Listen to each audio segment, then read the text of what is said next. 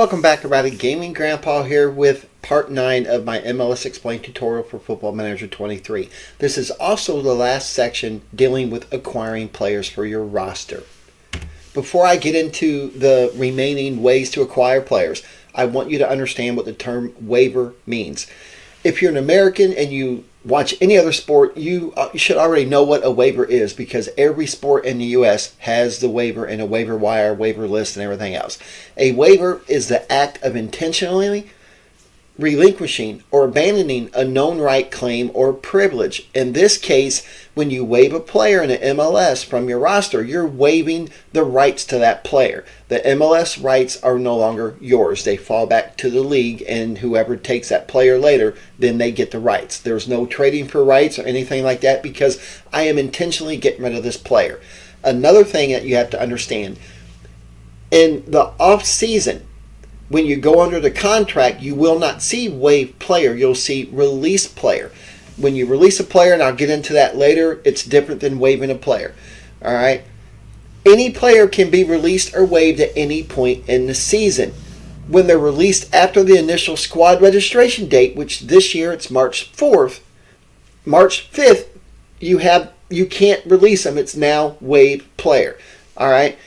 Keep in mind that when you waive a player, according to the different dates that I covered in previous episodes, or if they have a guaranteed contract, as I covered in previous episodes, you're still responsible for their contract if a team doesn't waive them or sign them.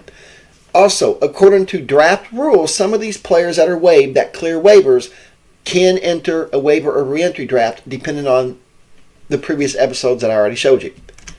Now, once a player is waived, the best way I can explain what the waiver wire is, you get say you have a portfolio page on this player with his information and his picture and everything else. When a club waives a player, the league takes that picture and puts it on the bulletin board and lets everybody see this player's on waivers. That's what a waiver wire is. It's pretty much, you'll get an email notification of the day after players are waived, and it will tell you they're on the waiver wire, and you basically have 2 days to claim them while they're on the waiver wire. Now, when you claim them, you have an order, just like you do all the drafts, on who has the right to claim that player first. So if multiple teams submit a claim on that player, the highest one in the order will get to claim him. All right? One thing to keep in mind as an expansion team, this is the only situation where you are not first.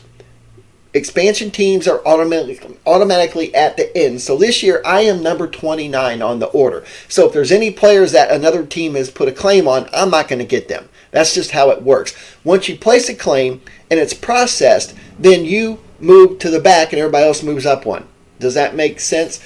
I know a lot of people complain about the waived players, that the AI sucks in the MLS and they go out and sign all these star players and then they can't register them, and then you have 100 players that are on waivers. No, that's not true.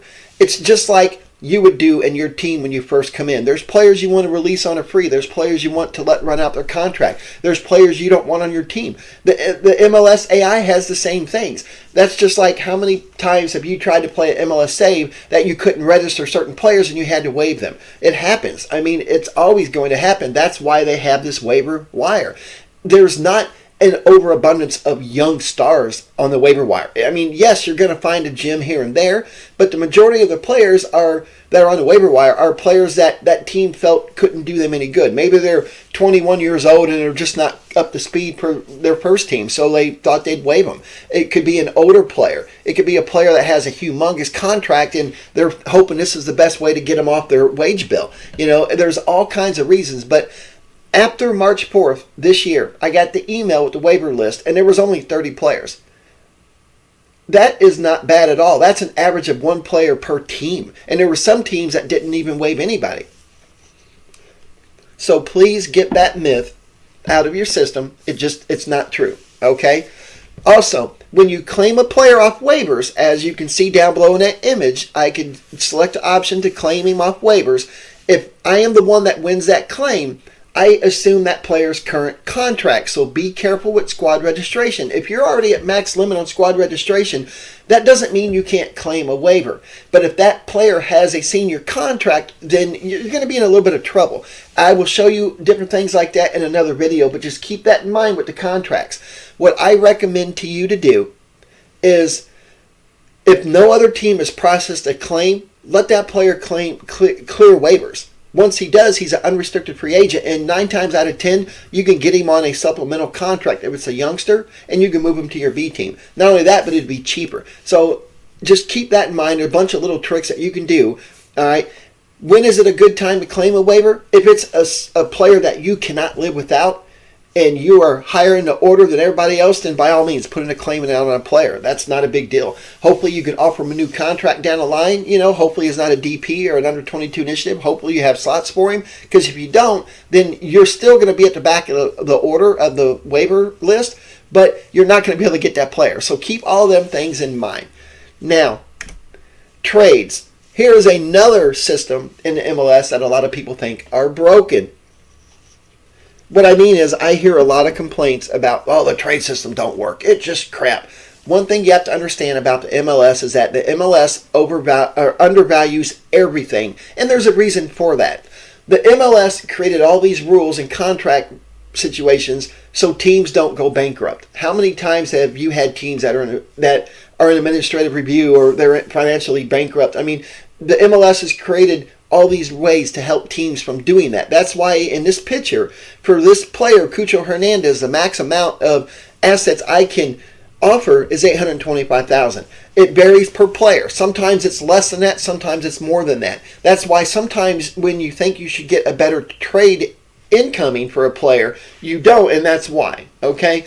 One cool thing is that you can ask your general manager for his input. Like I did. I selected $825,000 and he popped up with, if you want this player, this is what I think is fair to offer Columbus. Now, there's a chance they might not take it. There's a chance they would. Maybe I could offer allocation money instead of giving up my very valuable international slots to me. But once again, teams value assets differently. International slots, I bought one from Vancouver for 3 years for $100,000 allocation money. Then I went to Seattle and tried to get one. They wanted $200,000 for 1 year. So every team values their assets differently. One thing to keep in mind when you're trying to make a trade is that, does this team, what is it going to take to let them take my crap player? What would you pay for a crap player? Average players, you have a better way of getting rid of in the trades. But once again, it's just like when you go to a new club and you're trying to clean out your roster. Some of these players really stink. They have high wages. Do you think teams want that? You wouldn't want it. So, no, it's not broken. It's just you're not doing it right. And I'm going to have a video coming up here after this one that will show you how to do trades. Youth Academy.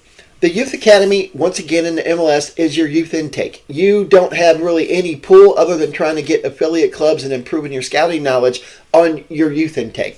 But you don't have any control over the contracts or anything. All you can do from a player in your Youth Academy is sign them to a big boy contract. That's the only contract you're allowed to sign them. You cannot sign them to a full contract for your B team or anything else. So keep that in mind. Now, that doesn't mean you shouldn't sign players. I signed 5 players from my Youth Academy this year in my save.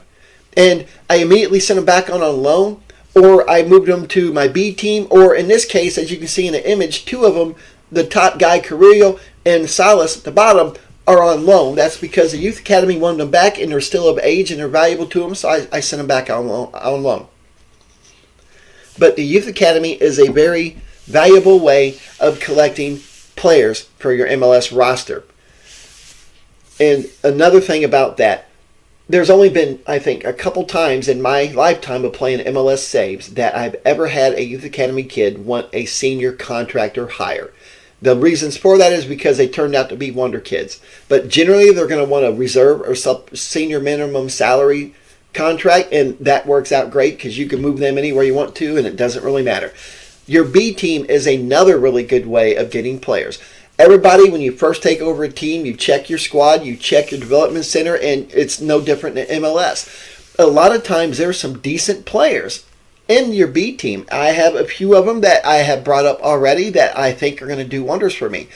But once again, just like Youth Academy, you cannot offer players contracts to put them in your B team. What I mean is, if you go out and find a free agent, you have to offer him a senior contract. A senior contract. You can't offer him, supplemental senior, a senior team contract. You can't offer him a B team contract. It doesn't work like that. If you look at the image down below for Mike Wilson, you notice he's been offered a contract for $25,000 a year. That's not me. That's a full-time contract. I can't do that. One thing you should do is go into your staff responsibilities and delegate, as I have for my St. Louis City 2, which is my B team or your reserve team. I have my head of youth development finding players. He found Mike Wilson.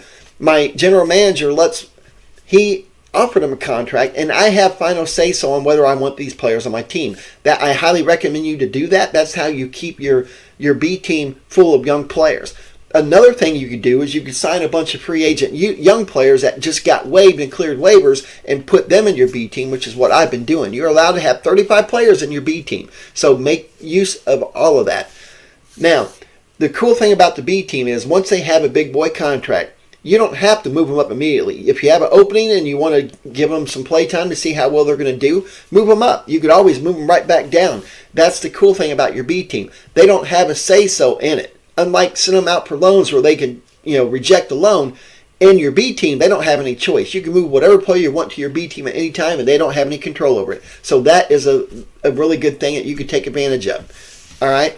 Another way you could get players, other than transfers and loans, I didn't feel the need to cover that because we're all, it works exactly the same in the MLS as it does the rest of the world, other than contracts and stuff like that, which I've already covered, is your affiliate clubs. Now, when you first start out in St. Louis or an expansion team, you're not going to have any affiliate clubs. And it's going to take a lot of arguing with them to get some, but it's possible. I have a senior affiliate now, Manchester United, and I have a regular affiliate club that I can send players out on loan to, which is North Carolina. But it's a good way to find players, especially when you get into your save 3 to 4 years later and the board lets you pick a team you want an affiliate from with the purpose of signing players. That's a good way. But anyway, guys, I'm going to go ahead and wrap this one up. This ends the acquiring players section. I am going to have a video coming up that's kind of like I call live action. I'm going to show you ways to deal with trades and how to get them accepted. So anyway, if you have any comments or questions, by all means, please leave me some feedback. I will reply as quick as I can. Leave a thumbs up if you like what I'm doing and subscribe because there's a lot more to come. Anyway, have a good day, guys, and thanks again.